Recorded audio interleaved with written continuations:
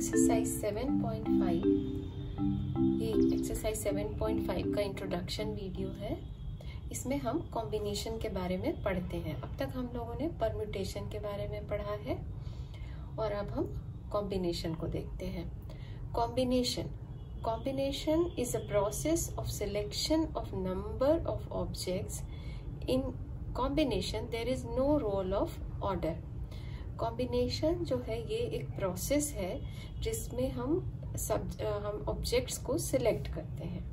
ठीक है, परम्यूटेशन में क्या करते थे, हम ऑब्जेक्ट्स को अरेंज करते थे। परम्यूटेशन में हम क्या करते थे, परम्यूटेशन डिपेंड करती थी दो चीजों पे, अरेंजमेंट पे और ऑर्डर पे। वहां हम चीजों को अरेंज करते थे और ऑर्डर में भी रखते थे। लेकिन कॉम्बिनेशन में सिर्फ सिलेक्शन का इंपॉर्टेंस है। यहाँ हमें सिलेक्शन पे ध्यान देना है।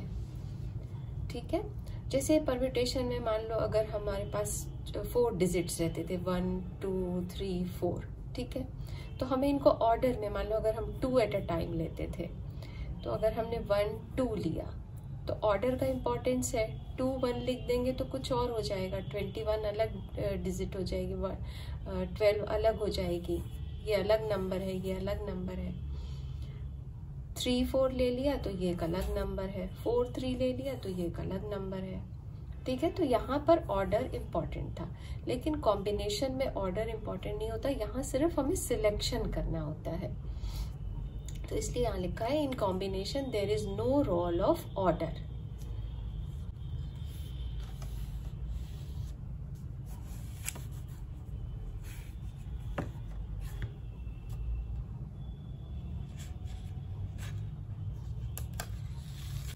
एक एग्जाम्पल के हेल्प से इसको देखते हैं। मान लो we have 3 colours and we have to select any 2 at a time. मान लो हमारे पास 3 कलर दिए हुए हैं, रेड है, ग्रीन है और ब्लैक है। ठीक है, ये 3 कलर्स हमें दिए हुए हैं और हमें बोला जा रहा है नंबर ऑफ कलर्स कितने हो गए, 3, और सेलेक्ट कितने करने हैं हमें, 2। एक बार में 2 ही कलर सेलेक्ट करने हैं। तो क्या क्या पेयर बन सकते हैं, रेड ग्रीन, हम एक बार रेड ग्रीन ले सकते हैं, या फिर ग्रीन और ब्लैक ले सकते हैं, या फिर रेड और ब्लैक को ले सकते हैं। ठीक है, ये 3 अरेंजमेंट तो बनी। अब अगर हम ऑर्डर चेंज कर दें, ग्रीन रेड कर दें, ब्लैक ग्रीन कर दें या ब्लैक रेड कर दें, तो क्या फर्क पड़ेगा कुछ? मान लो अगर तुम्हारे पास 2 स्केच पेन है, एक रेड स्केच पेन है, ग्रीन स्केच पेन है, तुमने इस ऑर्डर में रखा है। मान लो ये रेड स्केच पेन है और ये ग्रीन स्केच पेन है। ठीक है, इस ऑर्डर में रखा है। और फिर बाद में मान लो तुमने ग्रीन स्केच पेन को इधर रख दिया, रेड स्केच पेन को इधर रख दिया, तो इससे कोई फर्क तो नहीं पड़ रहा। ठीक है, उसी तरह green black, black green, red black, black red, तो इसके ऑर्डर को अगर हम चेंज करें तो यहाँ कोई फर्क नहीं पड़ रहा। तो इसलिए यहाँ सिलेक्शन इंपॉर्टेंट है। ठीक है, तो इसका जो थ्योरम बनता है कॉम्बिनेशन का, इसके थ्योरम पे आ जाते हैं। तो जो इसमें फर्स्ट थ्योरम है, The number of combination of n different things taken are at a time. Permutation में भी हम ऐसे लिखते थे ना, the number of permutation of n different objects taken are at a time. तो यहाँ पे हमने n different thing taken are at a time लिया। तो NCR को हम कैसे रिप्रेजेंट करते हैं, factorial n upon factorial r into factorial n minus r, where r is greater than equal to 0 and r is less than equal to n। यहाँ जब हम परम्यूटेशन करते थे तब हमारा NPR करते थे, factorial n upon factorial n minus r करते थे। और यहाँ पे एक एक्स्ट्रा जो फैक्टोरियल r है ये डिनोमिनेटर में आ जा रहा है। इन दोनों फॉर्मूला में बस इतना ही फर्क है। और NCR जो है, यहाँ पे देखो NPR के लिए ये वाली वैल्यू आ रही है और NCR के लिए ये वाली आ रही है। तो इन दोनों में एक रिलेशन बन जाता है ना, कि अगर NCR ये वाला जो फैक्टोरियल R को इस साइड मल्टीप्लाई कर दो, इसको इस साइड क्रॉस मल्टीप्लिकेशन कर दो, इस साइड ले जाओ, तो हमारे पास इस साइड क्या बच गया, factorial n upon factorial n minus r, और ये किसके इक्वल है, NPR के। तो एक रिलेशन बन जाता है factorial r NCR is equal to NPR। इस वाली जो रिलेशन है इसका यूज हम आगे अपने क्वेश्चंस या प्रॉब्लम्स को सॉल्व करने के टाइम में यूज करेंगे। अभी हमने देखा NCR is equal to factorial n upon factorial r into n minus r होता है। अगर बच्चों r की जगह हम n ले लें, ठीक है, r की जगह हम n ले लें, मतलब n नंबर ऑफ थिंग्स, मान लो अगर हमारे पास n, मान लो 5 एप्पल है और हमें मान लो बोला गया कि आप जितने हैं सारे के सारे ले लो, तो NCN हो जाए, जैसे हम NPN करते थे उसी तरह NCN हो जाएगा। तो फैक्टोरियल n और डिनोमिनेटर में r की जगह n और यहाँ n माइनस n फैक्टोरियल 0 हो जाता है। फैक्टोरियल 0 की वैल्यू 1 होती है, तो फैक्टोरियल n और फैक्टोरियल n कैंसिल आउट हो जाएगा और हमें 1 मिलेगा। Therefore NCN is equal to 1। और ऐसे भी मान लो अगर आपके पास 5 एप्पल्स हैं और आपसे कहा जाए कि आप सारे के सारे ले लो, तो उसके कितने तरीके बनेंगे, एक ही तरीका बनेगा, 1 ही होगा, ठीक है। नेक्स्ट है if r is equal to 0। मान लो आपके पास 5 या 10 एप्पल है, कितने भी मान लो 10 एप्पल है, और आपसे कहा जाए कि आप एक भी एप्पल मत उठाओ, तो r की वैल्यू क्या हो जाएगी, 0। तो NC r के जगह पे आपने NC 0 लिखा, फैक्टोरियल n न्यूमरेटर में हुआ और r के लिए यहाँ 0 आ गया, n माइनस 0, तो ये 1, सिमिलरली यहाँ पे 1। तो इन दोनों केस में फैक्टोरियल, इन दोनों केस में NCN या NC 0 दोनों केस में हमारी वैल्यू जो है 1 ही आती है। और एक दूसरा और रिलेशन है, मान लो n माइनस 1 अगर करते हैं तो उसकी वैल्यू भी NCR ही हो जाती है। ये कैसे होता है हम देखते हैं, NCN। तो अगर आप इसको ब्रेक करो तो ऐसे लिख सकते हो, फैक्टोरियल n, अगर इसको फॉर्मूला में पुट करो तो factorial n upon factorial n minus r, r के लिए यहाँ n माइनस r दोनों है, तो n में n माइनस r लिखा, ये n यहाँ है, माइनस n माइनस r, तो ये माइनस, तो इसके माइनस माइनस प्लस हो जाएगा और n कैंसिल हो जाएंगे, तो यहाँ फैक्टोरियल r मिला, तो फैक्टोरियल r हमने यहाँ लिखा, n माइनस 1 यहाँ लिखा, और ये फैक्टोरियल n, और ये टोटल हमें पता है कि ये NCR होता है।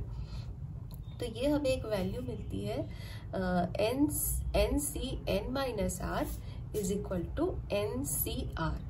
इसका भी हम यूज न्यूमेरिकल सॉल्व करते समय करेंगे। और एक यहाँ पे है, if NCA is equal to NCB, मान लो यहाँ पे कोई एक वैल्यू दी हुई है, 5 है और यहाँ मान लो 6 या 7 कुछ भी है, तो either A is equal to B, अगर ये कंडीशन दी हुई है, मतलब n दोनों केस में सेम रहेगा, तो either A is equal to B और A plus B is equal to, इन दोनों का जो सम होगा वो n के इक्वल होगा। इसको देखो, here NCA is equal to NCB, NCA के लिए हम NCA is equal to NCB तो यहाँ है ही, और हम ये जो यहाँ पे हमने अभी फॉर्मूला पढ़ा है NCN minus R is equal to NCR, उस बेसिस पर हम क्या यहाँ पे NCN माइनस B लिख सकते हैं। मतलब अगर यहाँ B जो है वो R के लिए यहाँ B है, तो R यहाँ पे हमने N माइनस 1 लिया है, यहाँ N माइनस R लिया है, तो यहाँ पर हम N माइनस B भी ले सकते हैं। तो NCB को हमने NCN माइनस B लिखा है इस फॉर्मूला के बेसिस पे, ठीक है। तो इसलिए, और जो कि यहाँ पे A is equal to B है, तो A is equal to N minus B भी हम लिख सकते हैं, since A is equal to B, so A is equal to N minus B। तो अगर B इस साइड आ जाता है तो ये N हो जाता है, और A is equal to B तो यहाँ पे दिया हुआ है। तो हमें यहाँ पे ये जब कभी हम आगे सम सॉल्व करेंगे तो हमें दो कंडीशंस मिल सकती है, या तो a is equal to B होगा या फिर a plus B is equal to n होगा। चलो अब ये थ्योरम प्रूफ करते हैं हम। ये एक इम्पॉर्टेंट थ्योरम है इस चैप्टर का, NCR plus NCR minus 1 is equal to n plus 1 CR। ठीक है बच्चों, तो NCR हम के LHS लेते हैं इसमें।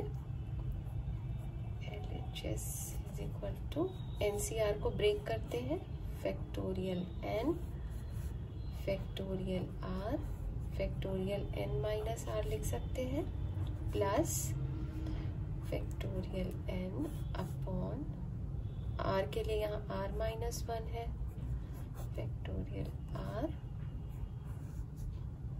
n minus r minus 1 is equal to factorial n upon, यहाँ देखो बच्चों फैक्टोरियल r है, ठीक है। यहाँ हम क्या क्या कॉमन ले सकते हैं, n और n दोनों में दिख रहा है, ये ले सकते हैं। यहाँ r है और यहाँ r माइनस 1 है। अगर हम इसको और रिड्यूस करेंगे तो r माइनस 2 r माइनस 3 आएगा, ठीक है। तो यहाँ कुछ कॉमन नहीं हो पाएगा, लेकिन यहाँ फैक्टोरियल r का अगर हम आगे इसके हम रिड्यूस करें तो नेक्स्ट टर्म r माइनस 1 आ जाएगा। तो इसलिए हम यहाँ r माइनस 1 कर लेते हैं, जिससे कि हम इन दोनों टर्म्स को कॉमन कर सकें। n minus r as it is रह जाएगा, plus factorial n upon r minus 1, और ये क्या हो जाएगा n माइनस r प्लस 1, ठीक है। तो यहाँ पर अब हम इन दोनों टर्म्स में से क्या क्या कॉमन ले सकते हैं, n को कॉमन ले सकते, फैक्टोरियल n को ले सकते हैं, इसको ले सकते हैं। तो फैक्टोरियल n को हम कॉमन ले लेते हैं और डिनोमिनेटर में r माइनस 1 को ले लेते हैं। तो ऊपर 1 upon r n minus r plus 1 upon, अब देखो बच्चों n माइनस r प्लस 1 है। अगर हम इससे इसके अगर आगे वाले टर्म में जाए, अगर इससे हम एक लेस करें तो ये 1 हट जाएगा। जैसे कि अगर हमारे पास n प्लस 1 रहता था, फैक्टोरियल n प्लस 1 रहता था, तो इसको हम n plus 1 into factorial n लिख सकते थे ना,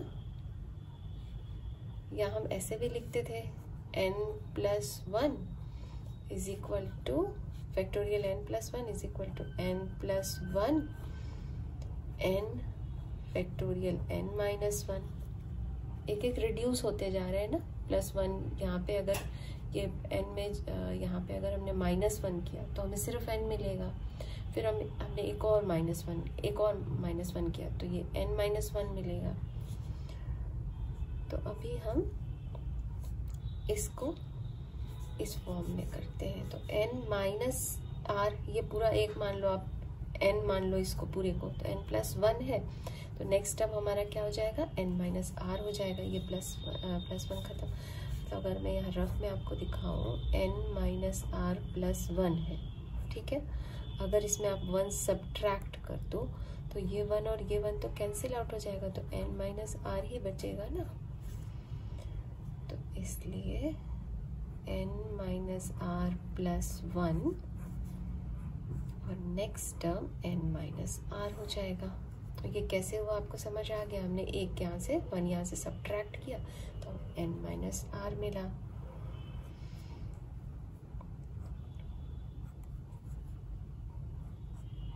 n अपॉन r माइनस 1 और n माइनस r भी दोनों में कॉमन आ गया। अब हमारे पास 1 by r plus 1 by n minus r plus 1 है। Factorial n upon r minus 1 n minus r का एलसीएम ले लो, n minus r plus 1 r। तो r और ये r, ये दोनों कैंसिल आउट हो गया, तो n प्लस 1 ऊपर हमारा बचा। देखो factorial n plus 1 upon r minus 1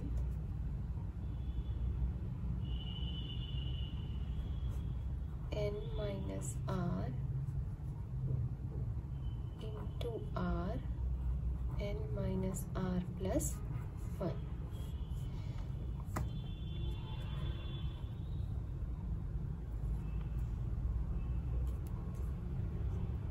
is equal to, अब देखो सेम वही कंडीशन बन रही है यहाँ पे भी, फैक्टोरियल n और n प्लस 1, ठीक है। तो ये उससे आगे का टर्म है, तो क्या हम इसको ये उससे उसके बाद का टर्म है। जैसे मान लो अगर आपने लिखा है 5 लिखा है इंटू फैक्टोरियल 4 लिखा है, इसका क्या मतलब है 5 इंटू 4 इंटू 3 टू 1 लास्ट तक। लेकिन अगर हमें इसके बैक होना है, मान लो हम 5 इंटू 4 नहीं लिखना चाहते, क्या ये फैक्टोरियल 5 हम लिख सकते हैं इसको, दोनों एक ही चीज है। उसी तरह ये यहाँ पर मान लो n प्लस 1 है और ये फैक्टोरियल n है, मतलब ये n प्लस 1 है और ये फैक्टोरियल n है, तो क्या इसके बदले हम फैक्टोरियल n प्लस 1 नहीं लिख सकते। हम इसमें बैक हो रहे हैं यहाँ पे, तो फैक्टोरियल n प्लस 1 न्यूमरेटर में आ गया। अब यहाँ देखो r है, r माइनस 1 है, एक रिड्यूस हो रहा है, तो हम फैक्टोरियल r ले लेते हैं इसके लिए।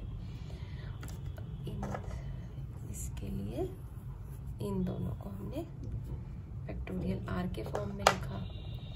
और नेक्स्ट है देखो हमारा factorial n minus r plus 1, जैसी कंडीशन यहाँ हो रही थी, तो हमने n प्लस 1 के आगे फैक्टोरियल लगाया, उसी तरह यहाँ पे इसको नहीं लेके इसके आगे फैक्टोरियल लगा देंगे, n माइनस r प्लस 1,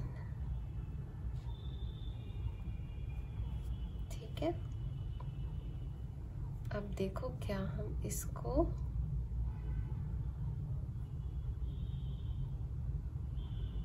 ऐसे लिख सकते हैं, n plus 1 factorial upon r n plus 1, हम ये सेम फॉर्म में लाना चाह रहे हैं, ये n को शो कर रहा है माइनस r, ठीक है। तो क्या हम इसको n प्लस 1 cr लिख सकते हैं। अगर इसको आप n प्लस 1 cr को अगर आप ब्रेक करो, factorial n plus 1 upon factorial r, n plus 1 minus r को आप n प्लस 1 cr लिख सकते हो, तो ये हमारा RHS हो जाता है। और एक बार और आप देख लो, अगर आप n प्लस 1 cr को अगर आप देखो ऐसे ब्रेक करो, इस फॉर्म में लिखो, NCR के फॉर्म में करो, तो n प्लस 1 हो गया upon r upon n plus 1 हो जाएगा इनके माइनस r, और यहाँ है, तो ये इस फॉर्म में भी आ जा रहा है ना, तो इसलिए हम इसके लिए हम ये n प्लस 1 cr लिख सकते हैं। और इस तरह से हमारा ये जो थ्योरम है NCR is equal to NCR minus 1 is equal to n plus 1 cr हो जाता है।